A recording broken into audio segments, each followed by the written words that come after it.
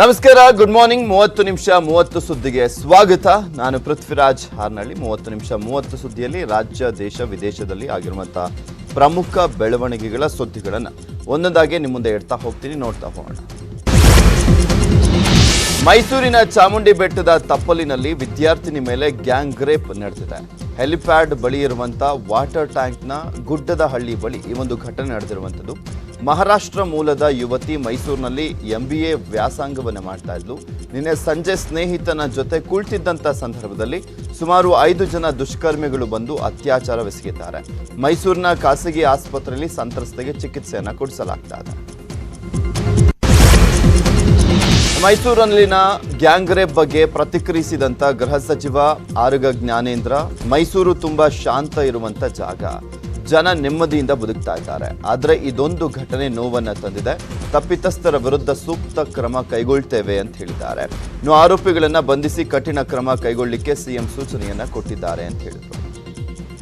ಮೈಸೂರು ತುಂಬ ಶಾಂತವಾಗಿ ಇರುವಂಥ ಒಂದು ಜಾಗ ಅದು. ಇದು ಆಗಬಾರ್ದಾಯ್ತು. ನಮ್ಮ ಅಧಿಕಾರಿಗಳನ್ನ, ಉನ್ನತಾಧಿಕಾರಿಗಳನ್ನ ಬೆಂಗಳೂರಿಂದ ಮೈಸೂರಿಗೆ ಕಳಿಸಿದ್ದೇವೆ. ಇದೊಂದು ದುರದೃಷ್ಟಕರವಾದಂಥ ಸಂಗತಿ. FIR ದಾಖಲಾಗಿದೆ. ಫರ್ದರ್ ಎನ್ಕ್ವೈರಿಯನ್ನು ಕಂಡಕ್ಟ್ ಮಾಡ್ತಾ ಇದ್ದೀವಿ. ಭಾಳ ಸೀರಿಯಸ್ ಆಗಿ ತೊಗೊಳೋಕ್ಕೆ ನಾನು ಅಧಿಕಾರಿಗಳಿಗೆ ಈಗಾಗಲೇ ಹೇಳಿದ್ದೀನಿ. ಮೈಸೂರಿನಲ್ಲಿರುವಂಥ ನಮ್ಮ ಪೊಲೀಸ್ ಅಧಿಕಾರಿಗಳು ಇದನ್ನ ಭಾಳ ಗಂಭೀರವಾಗಿ ತೊಗೊಂಡು ಇನ್ವೆಸ್ಟಿಗೇಷನ್ ಮಾಡ್ತಾ ಇದ್ದಾರೆ. ಯಾರು ಯುವತಿಯ ಮೇಲೆ ಗ್ಯಾಂಗ್ ರೇಪ್ ಖಂಡಿಸಿ ಮೈಸೂರಿನ ಗಾಂಧಿ ಪ್ರತಿಮೆಯ ಬಳಿ ಪ್ರತಿಭಟನೆ ನಡೆಯಿತು. ಮೈಸೂರು ಜಿಲ್ಲಾ ವಿದ್ಯಾರ್ಥಿ ಕಾಂಗ್ರೆಸ್ ವತಿಯಿಂದ ಪ್ರತಿಭಟನೆ ನಡೆಸಲಾಯಿತು. ಬಿಜೆಪಿ ಸರ್ಕಾರ ಇರುವ ಕಡೆಗಳಲ್ಲಿ ಅತ್ಯಾಚಾರ ಪ್ರಕರಣಗಳು ಹೆಚ್ಚಾಗ್ತಾ ಇದೆ. ಮೈಸೂರಿನಲ್ಲಿ ಕಾನೂನು ಸುವ್ಯವಸ್ಥೆ ನೆಲಕಚ್ಚಿದೆ. ಗೃಹ ಸಚಿವರು ಕಾನೂನು ಸುವ್ಯವಸ್ಥೆ ಕಾಪಾಡಲಿಕ್ಕೆ ಸಂಪೂರ್ಣ ವಿಫಲರಾಗಿದ್ದಾರೆ ಅಂತ ಕಿಡಿಕಾರಿದ್ದಾರೆ. ಪೊಲೀಸ್ ಆಯುಕ್ತ ಡಾಕ್ಟರ್ ಚಂದ್ರಗುಪ್ತ ಪ್ರಕರಣವನ್ನು ತುಂಬಾ ಗಂಭೀರವಾಗಿ ಪರಿಗಣಿಸಲಾಗಿದೆ ಅಂತ ಹೇಳಿದ್ದಾರೆ. ಯಾಕಂದರೆ ಈಗಷ್ಟೇ FIR ದಾಖಲಾಗಿದೆ. ತನಿಖಾ ತಂಡಗಳನ್ನು ಫಾರ್ಮ್ ಮಾಡಿದ್ದೀವಿ. ಇಂಥ ಪ್ರಕರಣವನ್ನು ಅತಿ ಗಂಭೀರವಾಗಿ ತಗೊಂಡು ನಾವೇ ಖುದ್ದಾಗಿ ಬೆಳಗ್ಗೆಯಿಂದ ಬೇಕಾದಂಥ ಎಲ್ಲ ಒಂದು ಅಂಶಗಳನ್ನು ಮೈಸೂರು ಘಟನೆಯ ಸಂಬಂಧ ಮಾತನಾಡಿರುವಂಥ ಸಚಿವ ST ಸೋಮಶೇಖರ್, ADGP ಪ್ರತಾಪ್ ರೆಡ್ಡಿ ನೇತೃತ್ವದಲ್ಲಿ ತನಿಖಾ ತಂಡ ರಚನೆ ಮಾಡಲಾಗಿದೆ. ಅತಿ ಶೀಘ್ರದಲ್ಲಿ ಆರೋಪಿಗಳ ಬಂಧನಕ್ಕೆ ಸೂಕ್ತ ಕ್ರಮ ಕೈಗೊಳ್ಳಲಾಗುತ್ತೆ. ಮೈಸೂರಿಗೆ ಕಪ್ಪು ಚುಕ್ಕೆ ತರುವಂತಹ ಘಟನೆ ಮತ್ತೆ ನಡೆಯದಂತೆ ತಡೆಯಲಿಕ್ಕೆ ಸೂಕ್ತ ಭದ್ರತೆ ವ್ಯವಸ್ಥೆ ಮಾಡ್ತೇವೆ ಅಂತ ಹೇಳಿದ್ದಾರೆ. ಎಷ್ಟೇ ದೊಡ್ಡವರಾಗಿರಲಿ ಆ ಕಲ್ಪ್ರಿಟ್ಗಳು ತಕ್ಷಣ ಅವ್ರನ್ನ ಅರೆಸ್ಟ್ ಮಾಡಬೇಕು. ಯಾವ ಕಾರಣಕ್ಕೂ ಇನ್ನು ಮುಂದೆ ಈ ಥರ ಅವಾಂತರಗಳು ಆಗಬಾರದು. ಮೈಸೂರು ಸಂಸ್ಕೃತಿ ನಗರ ಏನಿದೆ ಅದಕ್ಕೆ ಕಪ್ಪು ಚುಕ್ಕೆ ಆಗ್ತಕ್ಕಂಥದ್ದಲ್ಲಿ ಯಾವ ಕಾರಣಕ್ಕೂ ಇದು ಆಫೀಸರ್ಸ್ ಆಗಬಾರ್ದು. ಮೈಸೂರಿನಲ್ಲಿ ಗ್ಯಾಂಗ್ ರೇಪ್ ವಿಚಾರವಾಗಿ ವಿಪಕ್ಷ ನಾಯಕ ಸಿದ್ದರಾಮಯ್ಯ ಟ್ವೀಟ್ ಮಾಡಿ ಆಕ್ರೋಶವನ್ನು ವ್ಯಕ್ತಪಡಿಸಿದ್ದಾರೆ. ಮೈಸೂರಿನಲ್ಲಿ ಕಾನೂನು ಮತ್ತು ಸುವ್ಯವಸ್ಥೆ ಸಂಪೂರ್ಣವಾಗಿ ನಾಶವಾಗಿದೆ. ದಂಪತಿಗಳ ಮೇಲೆ ಹಲ್ಲೆ ಮಾಡಲಾಗಿದೆ, ಯುವತಿಯ ಮೇಲೆ ಅತ್ಯಾಚಾರ ಮಾಡಲಾಗಿದೆ. ಇದೊಂದು ದುರಾದೃಷ್ಟಕರ ಘಟನೆ. ಈ ಸಂಕಷ್ಟದ ವೇಳೆ ಸಂತ್ರಸ್ತರ ಪರವಾಗಿ ನಾನಿದ್ದೇನೆ. ಈ ಘಟನೆಯನ್ನ ಖಂಡಿಸ್ತೀನಿ. ಸಂತ್ರಸ್ತರಿಗೆ ನ್ಯಾಯ ಒದಗಿಸುವಂತ ಕೆಲಸವನ್ನ CM ಬೊಮ್ಮಾಯಿ ಮಾಡಬೇಕು ಅಂತ ಸಿದ್ದು ಒತ್ತಾಯಿಸಿದ್ದಾರೆ. ದೆಹಲಿ ಪ್ರವಾಸದಲ್ಲಿರುವಂತಹ CM ಬಸವರಾಜ ಬೊಮ್ಮಾಯಿ ಕೇಂದ್ರ ಗೃಹ ಸಚಿವ ಅಮಿತ್ ಶಾ ರನ್ನ ಭೇಟಿಯಾಗಿದ್ದಾರೆ. ರಾಜ್ಯ ರಾಜಕೀಯ ಬೆಳವಣಿಗೆಗಳ ಬಗ್ಗೆ ಮಾತುಕತೆಯನ್ನು ನಡೆಸಿದ್ದಾರೆ. ಸಚಿವ ಆನಂದ್ ಸಿಂಗ್ ಅಸಮಾಧಾನ, BSY ರಾಜ್ಯ ಪ್ರವಾಸದ ಬಗ್ಗೆ CM ಬೊಮ್ಮಾಯಿ ಅಮಿತ್ ಶಾಗೆ ಮಾಹಿತಿಯನ್ನು ಕೊಟ್ಟಿದ್ದಾರೆ. ಇನ್ನು ಅತೃಪ್ತರು BSY ಭೇಟಿಯಾಗ್ತಾ ಇರುವ ಬಗ್ಗೆ ಚರ್ಚೆಯನ್ನು ಕೂಡ ಮಾಡಿದ್ದಾರೆ. JP ನಡ್ಡಾ ಜೊತೆ ಮಾತುಕತೆಗೆ ಅಮಿತ್ ಶಾ ಸೂಚನೆಯನ್ನು ಕೊಟ್ಟಿದ್ದಾರೆ. ಅಮಿತ್ ಶಾಜಿ ಅವರು ಜೊತೆಗೆ ಭೇಟಿಯಾಗಿದೆ. ಭಾಳ ಅತ್ಯಂತ ಸೌಹಾರ್ದ ಭೇಟಿಯಾಗಿದೆ. ಹೀಗಾಗಿ ಅವರು ಭಾಳ ಉತ್ಸುಕರಿದ್ದರು.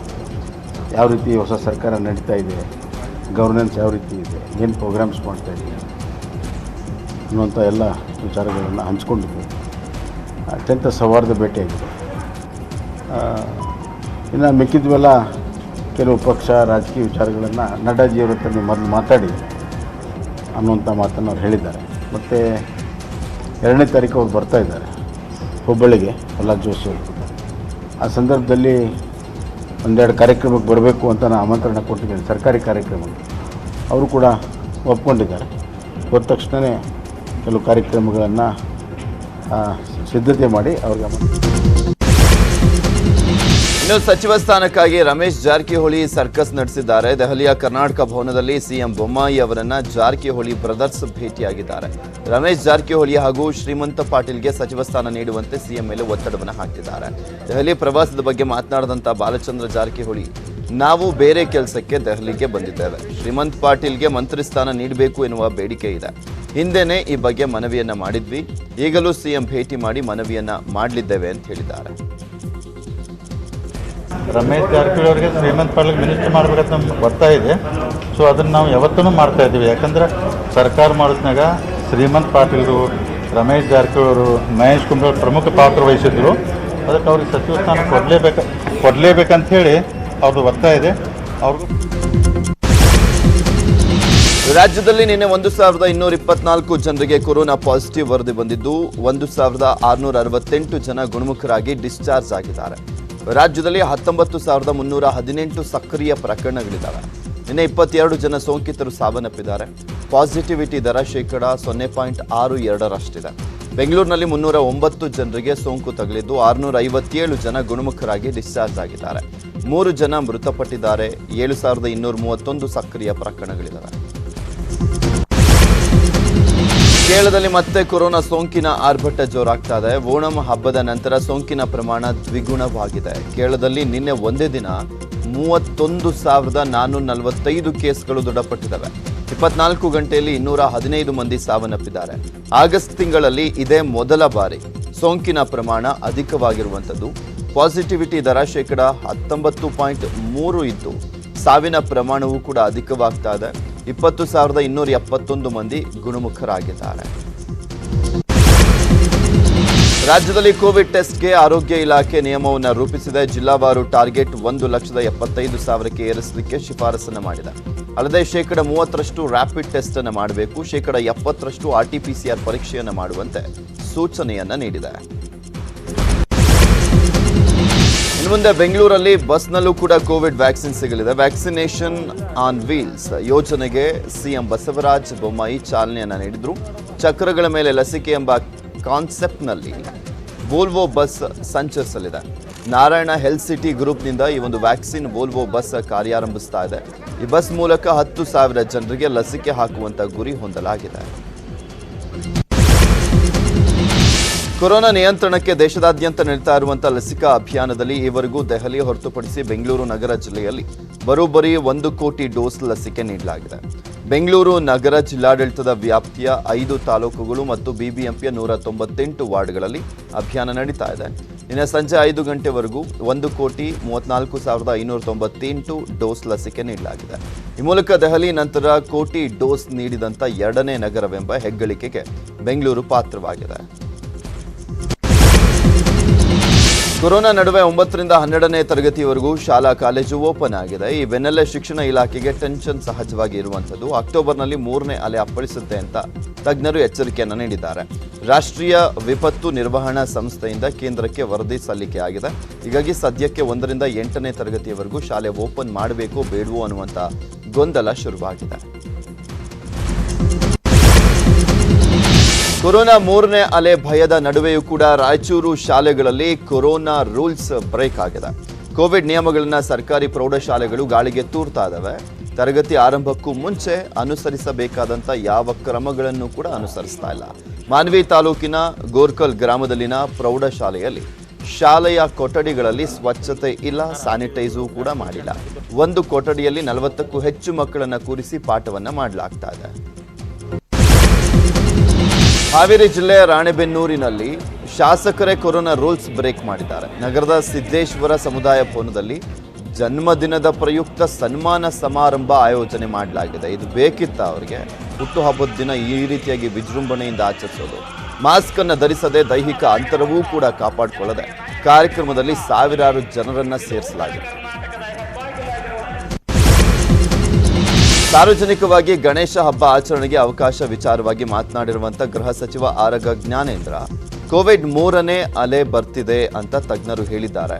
ಇದೊಂದು ಭಾವನಾತ್ಮಕ ವಿಚಾರ. ಹೀಗಾಗಿ ಯಾವ ರೀತಿ ಆಚರಣೆ ಮಾಡಬೇಕು ಅಂತ ಸಿಎಂ ಜೊತೆ ಚರ್ಚಿಸಿ ತೀರ್ಮಾನವನ್ನ ಮಾಡ್ತೇವೆ ಅಂತ ಹೇಳಿದ್ದಾರೆ. ಈ ಹಿನ್ನೆಲೆಯಲ್ಲಿ ನಾವು ಎಷ್ಟು ಮಟ್ಟಿಗೆ ಹಬ್ಬವನ್ನು ಸಾರ್ವಜನಿಕವಾಗಿ ಆಚರಿಸಬೇಕು, ಯಾಕಂದರೆ ಒಂದು ಭಾವನಾತ್ಮಕವಾದಂಥ ವಿಚಾರ, ನಾನು ಅದನ್ನ ತೀರಾ ಹೇಳಲಿಕ್ಕಾಗಲ್ಲ.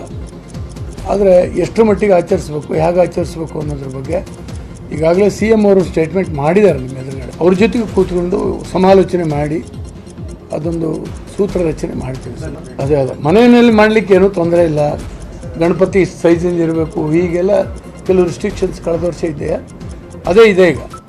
ಅದರಲ್ಲಿ ಏನು ರಿಲ್ಯಾಕ್ಸೇಷನ್ ಮಾಡಬೇಕು ಏನು. ಪ್ರವಾಸೋದ್ಯಮ ಸಚಿವ ಆನಂದ್ ಸಿಂಗ್ ಅಸಮಾಧಾನ ಸಂಪೂರ್ಣ ತಣ್ಣಗಾದಂತೆ ಏನು ಕಾಣಿಸ್ತಾ ಇಲ್ಲ.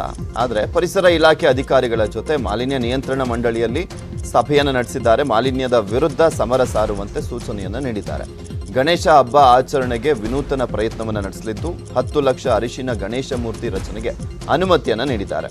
ಅರಿಶಿನ ಆರೋಗ್ಯ ಒಳ್ಳೆಯದೆಂಬ ಹಿನ್ನೆಲೆಯಲ್ಲಿ ಅರಿಶಿನ ಗಣಪತಿ ನಿರ್ಮಾಣಕ್ಕೆ ಒಪ್ಪಿಗೆಯನ್ನು ನೀಡಿದ್ದಾರೆ. ಡ್ರಗ್ ಕೇಸ್ನಲ್ಲಿ ಟಾಲಿವುಡ್ನ ಟಾಪ್ ನಟರು, ನಟಿ ಹಾಗೂ ನಿರ್ದೇಶಕನಿಗೆ ಇಡಿ ನೋಟಿಸ್ ಅನ್ನು ಕೊಟ್ಟಿದೆ. ಪ್ರಖ್ಯಾತ ನಟ ರವಿತೇಜ, ಬಾಹುಬಲಿ ರಾಣಾ ದಗ್ಗುಬಾಟಿ ಹಾಗೆ ನಟಿ ರಾಕುಲ್ ಪ್ರೀತ್, ನಿರ್ದೇಶಕ ಪುರಿ ಜಗನ್ನಾಥ್ ವಿರುದ್ಧ ಇಡಿ ನೋಟಿಸ್ ಜಾರಿ ಮಾಡಿದೆ. 4 ವರ್ಷಗಳ ಹಿಂದಿನ ಡ್ರಗ್ಸ್ ಸಂಬಂಧಿತ ಪ್ರಕರಣದಲ್ಲಿ ವಿಚಾರಣೆಗೆ ಬರುವಂತೆ ಜಾರಿ ನಿರ್ದೇಶನಾಲಯ ನೋಟಿಸ್ ಅನ್ನು ಕೊಟ್ಟಿದೆ.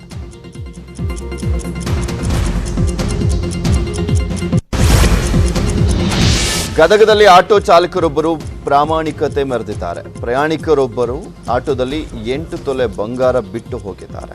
ಆಟೋ ಚಾಲಕ ವೀರಣ್ಣ ಯಾವಗಲ್ ಅದನ್ನ ಮತ್ತೆ ಬಂಗಾರದ ಮಾಲೀಕರಿಗೆ ಒಪ್ಪಿಸಿ ಪ್ರಾಮಾಣಿಕತೆಯನ್ನು ಮೆರೆದಿದ್ದಾರೆ. ಆಟೋ ಚಾಲಕ ವೀರಣ್ಣ ಪ್ರಾಮಾಣಿಕತೆಗೆ ಗದಗ ಡಿವೈಎಸ್ಪಿ ಶಿವಾನಂದ ಪವಾಡ ಶೆಟ್ಟರ್ ಸನ್ಮಾನವನ್ನು ಮಾಡಿದ್ದಾರೆ.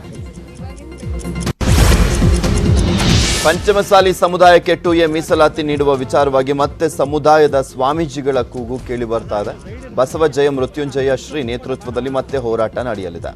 ಇಂದು ಮಲೆ ಮಹದೇಶ್ವರ ಬೆಟ್ಟದಿಂದ ಬೃಹತ್ ಪಾದಯಾತ್ರೆ ಆರಂಭವಾಗಲಿದೆ. ಶ್ರೀಗಳ ನೇತೃತ್ವದಲ್ಲಿ ವಿಧಾನಸೌಧದವರೆಗೆ ಪಾದಯಾತ್ರೆ ನಡೆಯಲಿದೆ.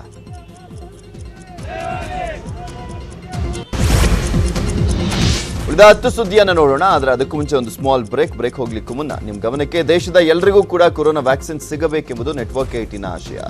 ಫೆಡರಲ್ ಬ್ಯಾಂಕ್, ಅಪೋಲೋ ಸಹಯೋಗದೊಂದಿಗಿನ ನೆಟ್ವರ್ಕ್ 18ನ ಈ ಆಶಯಕ್ಕೆ ದೇಶವ್ಯಾಪಿ ಬಲ ಸಿಕ್ಕಿದೆ. ಎಲ್ಲರಿಗೂ ವ್ಯಾಕ್ಸಿನ್ ಅನ್ನುವಂಥ ಜಾಗೃತಿ ಮೂಡಿದೆ.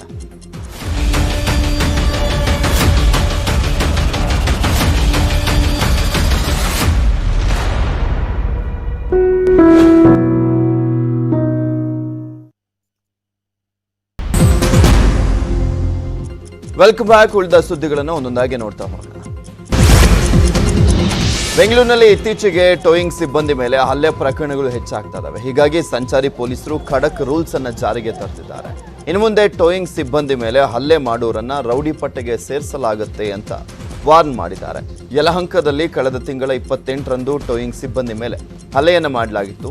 ಹಲ್ಲೆ ಮಾಡಿದ್ದ ವಿಜಯ್ ಮತ್ತು ರಾಜಶೇಖರ್ ವಿರುದ್ಧ ರೌಡಿ ಶೀಟ್ ಓಪನ್ ಮಾಡಲಾಗಿದೆ. ಇನ್ನು ಇಂದಿರಾನಗರದಲ್ಲಿ ನಡೆದಿದ್ದಂಥ ಹಲ್ಲೆ ಪ್ರಕರಣದಲ್ಲೂ ಕೂಡ ಆರೋಪಿಗಳ ವಿರುದ್ಧ ರೌಡಿ ಶೀಟ್ ಓಪನ್ ಮಾಡಲಿಕ್ಕೆ ಪೊಲೀಸರು ಸಿದ್ಧತೆಯನ್ನು ನಡೆಸಿದ್ದಾರೆ.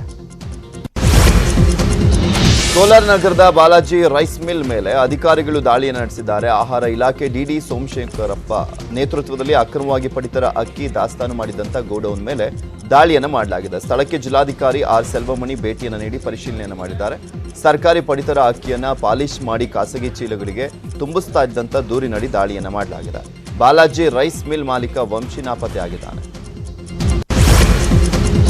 ದಾವಣಗೆರೆಯ ರೈಲ್ವೆ ನಿಲ್ದಾಣದ ಅಂಡರ್ ಪಾಸ್ನಲ್ಲಿರುವಂತಹ ಚರಂಡಿ ಒಳಗೆ ಬಿದ್ದು ವ್ಯಕ್ತಿ ಸಾವನ್ನಪ್ಪಿದ್ದಾನೆ.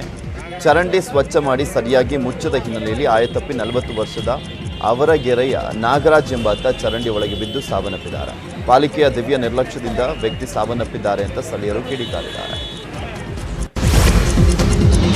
ಉತ್ತರ ಕನ್ನಡ ಜಿಲ್ಲೆಯ ಹೊನ್ನಾವರ ತಾಲೂಕಿನಲ್ಲಿ ಅಕ್ರಮ ಗೋ ಸಾಗಾಟ ಮಾಡಿ ತಲೆಮರೆಸಿಕೊಂಡಿದ್ದವರು ಪೊಲೀಸರ ಬಲೆಗೆ ಬಿದ್ದಿದ್ದಾರೆ. ಹೊನ್ನಾವರ ತಾಲೂಕಿನ ಮಂಕಿ ವ್ಯಾಪ್ತಿಯಲ್ಲಿ ನಡೆದಿದ್ದಂಥ ಗೋ ಕಳ್ಳರು ಕಾಕಿ ಬಲೆಗೆ ಈಗ ಸಿಕ್ಕಿಬಿದ್ದಿದ್ದಾರೆ. 6 ಮಂದಿಯನ್ನು ಪೊಲೀಸರು ಬಂಧಿಸಿದ್ದಾರೆ. ರಾಯಚೂರು ಆರೋಗ್ಯ ಮತ್ತು ಕುಟುಂಬ ಕಲ್ಯಾಣ ಇಲಾಖೆ ಅಧಿಕಾರಿ ರಾಮಕೃಷ್ಣ ಹೆಚ್ ಅಮಾನತು ಮಾಡಲಾಗಿದೆ. ಡಿಎಚ್ಒ ಡಾಕ್ಟರ್ ರಾಮಕೃಷ್ಣ ವಿರುದ್ಧ ಅನೇಕ ದೂರುಗಳು ಬಂದಂತ ಹಿನ್ನೆಲೆಯಲ್ಲಿ ಅಮಾನತು ಮಾಡಲಾಗಿದೆ. ಅಧಿಕಾರದಲ್ಲಿ ಮುಂದುವರೆದರೆ ತನಿಖೆಗೆ ಅಡ್ಡಿಯಾಗಬಹುದು ಹಾಗೂ ಸಾಕ್ಷ್ಯ ನಾಶಪಡಿಸಬಹುದೆಂಬ ಗುಮಾನಿಯೂ ಇರುವುದರಿಂದ ಕುಟುಂಬ ಕಲ್ಯಾಣ ಇಲಾಖೆ ಆಯುಕ್ತರು ಅಮಾನತುಗೊಳಿಸಿದ್ದಾರೆ. ಇನ್ನು ಕೆ ನಾಗರಾಜ್ ಪ್ರಭಾರಿ ಡಿಎಚ್ಒ ಆಗಿ ಕಾರ್ಯನಿರ್ವಹಣೆ ಮಾಡಲಿದ್ದಾರೆ. ಉಳಿದ 5 ಸುದ್ದಿಯನ್ನು ನೋಡೋಣ, ಆದರೆ ಅದಕ್ಕೂ ಮುಂಚೆ ಒಂದು ಸ್ಮಾಲ್ ಬ್ರೇಕ್.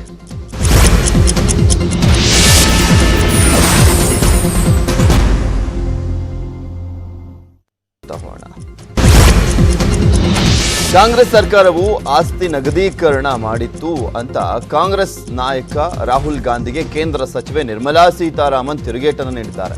ಇಂದಿನ ಕಾಂಗ್ರೆಸ್ ಸರ್ಕಾರಗಳು ಆಸ್ತಿ ನಗದೀಕರಣ ಮಾಡಿದವು. ತಾನು ಒಪ್ಪದ ಸುಗ್ರೀವಾಜ್ಞೆಯ ಪ್ರತಿಯನ್ನ ಹರಿದು ಹಾಕಿದ್ದಂತ ಕಾಂಗ್ರೆಸ್ ನಾಯಕ ರಾಹುಲ್ ಗಾಂಧಿ ಅವರು ಆ ನಗದೀಕರಣ ಪ್ರಸ್ತಾವನೆಗಳನ್ನೇಕೆ ಹರಿದು ಹಾಕಿರಲಿಲ್ಲ ಅಂತ ಹಣಕಾಸು ಸಚಿವೆ ನಿರ್ಮಲಾ ಸೀತಾರಾಮನ್ ಪ್ರಶ್ನೆ ಮಾಡಿದ್ದಾರೆ. ಧಾರವಾಡದ ಹಳೆಯ ಕಾರಾಗೃಹಕ್ಕೆ ಹೈಟೆಕ್ ಸ್ಪರ್ಶ ಸಿಕ್ಕಿದೆ. ಕೈದಿಗಳ ಭೇಟಿ ಮಾಡಲಿಕ್ಕೆ ಬುಲೆಟ್ ಪ್ರೂಫ್ ಗ್ಲಾಸ್ ಬಳಕೆ ಮಾಡಲಾಗ್ತದೆ. ಜೊತೆಗೆ ಕೈದಿಗಳ ಜೊತೆ ಪರಸ್ಪರ ಮಾತುಕತೆಗೆ ಫೋನ್ ವ್ಯವಸ್ಥೆಯನ್ನು ಕೂಡ ಮಾಡಲಾಗಿದೆ. ಬ್ಯಾಗ್ಗಳ ಸ್ಕ್ಯಾನ್ಗೆ ವಿಮಾನ ನಿಲ್ದಾಣದಂತೆ ಹೈಟೆಕ್ ಯಂತ್ರವನ್ನ ಬಳಕೆ ಮಾಡಲಾಗ್ತದೆ. ಊಟ ಸೇರಿದಂತೆ ಕೈದಿಗಳ ವಸ್ತುಗಳ ಪರೀಕ್ಷೆಗೂ ಕೂಡ ಸ್ಕ್ಯಾನ್ ಮಾಡಲಾಗ್ತದೆ. ಹಳೆ ಜೈಲಿಗೆ ಜೈಲು ಅಧೀಕ್ಷಕ ಎಂಎ ಮರಿಗೌಡ ಹೈಟೆಕ್ ಟಚ್ ಅನ್ನು ನೀಡಿದ್ದಾರೆ. ತಾಲಿಬಾನ್ನಿಂದ ಭಾರತಕ್ಕೆ ಯಾವುದೇ ಸಮಸ್ಯೆ ಆದರೂ ಕೂಡ ಸುಮ್ಮನಿರಲ್ಲ, ತಕ್ಕ ಪ್ರತ್ಯುತ್ತರ ನೀಡ್ತೇವೆ ಅಂತ ರಕ್ಷಣಾ ಸಿಬ್ಬಂದಿ ಮುಖ್ಯಸ್ಥ ಬಿಪಿನ್ ರಾವತ್ ತಾಲಿಬಾನ್ಗಳಿಗೆ ಎಚ್ಚರಿಕೆಯನ್ನ ನೀಡಿದ್ದಾರೆ. ತಾಲಿಬಾನಿಗಳಿಂದ ಭಾರತಕ್ಕೆ ಯಾವುದೇ ತೊಂದರೆ ಆದರೂ ಕೂಡ ಉಳಿದ ಭಯೋತ್ಪಾದಕ ಸಂಘಟನೆಗಳನ್ನ ಚಟುವಟಿಕೆಗಳನ್ನ ಎದುರಿಸಿದ ರೀತಿಯಲ್ಲೇ ಅವರೊಂದಿಗೂ ವರ್ತಿಸಲಾಗುತ್ತೆ. ನಮ್ಮ ರಕ್ಷಣೆ ಭದ್ರತೆ ವಿಚಾರದಲ್ಲಿ ಯಾವುದೇ ಹೋರಾಟಕ್ಕೂ ನಾವು ಸಿದ್ಧ ಅಂತ ಹೇಳಿದ್ದಾರೆ. ಅಫ್ಘಾನಿಸ್ತಾನದಲ್ಲಿ ತಾಲಿಬಾನ್ ಉಗ್ರರ ಅಟ್ಟಹಾಸ ಅದೆಷ್ಟರ ಮಟ್ಟಿಗಿದೆ ಅನ್ನೋದು ಈಗಾಗಲೇ ಜಗಜ್ಜಾಹೀರಾಗಿದೆ. ತಾಲಿಬಾನ್ ಉಗ್ರರ ಕ್ರೌರ್ಯಕ್ಕೆ ಬೆಚ್ಚಿ ಅಮಾಯಕರು ಸಿಕ್ಕ ವಿಮಾನವನ್ನು ಹತ್ತಿ ನಿರಾಶ್ರಿತ ಕೇಂದ್ರವನ್ನು ಸೇರ್ತಿದ್ದಾರೆ. ಇದರ ನಡುವೆ ಮತ್ತೊಂದು ನೋವಿನ ಘಟನೆ ಬೆಳಕಿಗೆ ಬಂದಿರುವಂಥದ್ದು. ಅಶ್ರಫ್ ಘನಿ ಸರ್ಕಾರದಲ್ಲಿ ಮಾಹಿತಿ ತಂತ್ರಜ್ಞಾನ ಸಚಿವನಾಗಿದ್ದಂಥ ಸೈಯದ್ ಅಹಮದತ್ ಶಾ ಸಾದತ್ ಇದೀಗ ಪಿಜ್ಜಾ ಡೆಲಿವರಿ ಬಾಯ್ ಆಗಿ ಕೆಲಸವನ್ನು ಮಾಡ್ತಿದ್ದಾರೆ. ಜರ್ಮನಿಯಲ್ಲಿ ಸೈಕಲ್ ಮೂಲಕ ಪಿಜ್ಜಾ ಡೆಲಿವರಿ ಬಾಯ್ ಆಗಿ ಬದುಕನ್ನು ಕಟ್ಕೊಳ್ತಿದ್ದಾರೆ. ಉತ್ತರಾಖಂಡದ ಡೆಹ್ರಾಡೂನ್ ನಗರದ ಹೊರವಲಯದಲ್ಲಿ ಮೆಗಾ ಸ್ಫೋಟವಾಗಿರುವಂಥದ್ದು. ಮೇಘ ಸ್ಫೋಟಕ್ಕೆ ನದಿಗಳೆಲ್ಲ ಉಕ್ಕಿ ಹರಿತಾ ಇತ್ತು. ಸುತ್ತಮುತ್ತಲಿನ ಗ್ರಾಮಗಳಲ್ಲಿ ನೀರು ನುಗ್ಗಿದೆ. ನೂರಾರು ಮನೆಗಳಿಗೆ ನೀರು ನುಗ್ಗಿ ಜನರು ಸಂಕಷ್ಟಕ್ಕೀಡಾಗಿದ್ದಾರೆ. ಮರಗಳು, ವಿದ್ಯುತ್ ಕಂಬಗಳು ನೆಲಕ್ಕುರುಳಿವೆ. ಇನ್ನು ಹಲವಾರು ನಾಪತ್ತೆ ಆಗಿರುವಂಥದ್ದು ತಿಳಿದು ಬಂದಿದೆ. ಇವಿಷ್ಟು ಈ ಕ್ಷಣದವರೆಗಿನ 30 ನಿಮಿಷ 30 ಸುದ್ದಿ. ನೋಡ್ತಾರೆ ನ್ಯೂಸ್ 18 ಕನ್ನಡ. ಜಾಲ ನಮ್ಮದು, ಬಲ ನಿಮ್ಮದು.